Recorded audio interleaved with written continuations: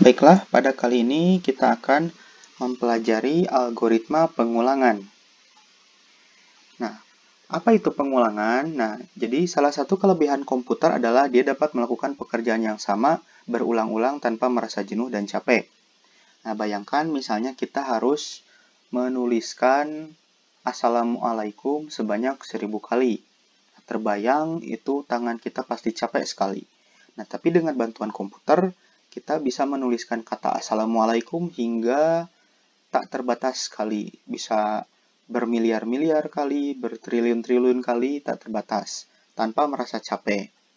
Nah, pada algoritma pengulangan itu, atau dinamakan repetition atau loop, lebih umum dinamakan loop, adalah melakukan instruksi yang sama berulang-ulang. Nah, maksudnya instruksi yang sama berulang-ulang itu, kita menulis Assalamualaikum. Selesai menulis, kita menulis lagi Assalamualaikum. Selesai menulis, kita menulis lagi Assalamualaikum. Nah, itu maksudnya instruksi yang sama berulang-ulang. Nah, looping dapat dilakukan sejumlah sekian kali sampai kondisi berhentinya pengulangan terpenuhi.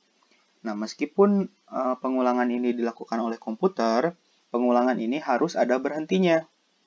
Jika tidak, komputernya akan error atau hang, atau dinamakan looping forever. Jadi harus jelas, kita ingin melakukan pengulangan sampai kapan? 10 kali, 20 kali, 30 kali, ya, dan seterusnya. Nah, mari kita masuk ke struktur pengulangan. Nah, jadi struktur pengulangan itu umumnya terdiri dari dua bagian, yaitu kondisi pengulangan, yaitu ekspresi atau syarat yang harus dipenuhi untuk melaksanakan pengulangan. Nah, kemudian yang kedua adalah badan pengulangan atau body. Nah, ini adalah bagian algoritma yang diulang. Nah, struktur pengulangan ini biasanya disertai dengan inisialisasi, yaitu aksi yang dilakukan sebelum pengulangan dilaksanakan pertama kali, dan terminasi, yaitu aksi yang dilakukan setelah pengulangan selesai dilaksanakan. Inisialisasi dan terminasi ini tidak harus ada, namun pada umumnya kasus inisialisasi umumnya diperlukan. Nah, struktur pengulangan secara umum ini. Inisialisasi, awal pengulangan, badan pengulangan, akhir pengulangan, dan terminasi.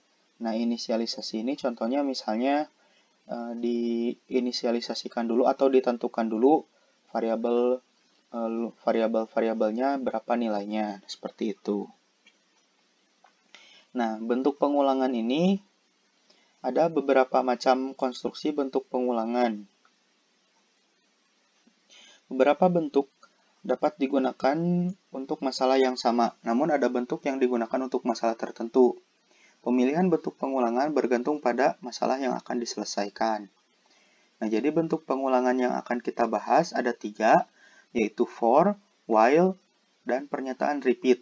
Atau repeat ini sering dinamakan juga do while. Nah, pernyataan for adalah bentuk pengulangan tanpa kondisi, unconditional looping, yang artinya instruksi dalam badan pengulangan diulangi sejumlah kali yang sudah ditentukan oleh programmer. Pada pernyataan for, jumlah pengulangan sudah diketahui. Nah, for ini digunakan kalau jumlah pengulangannya pasti, misalnya kita yakin sudah mau segitu diulangnya.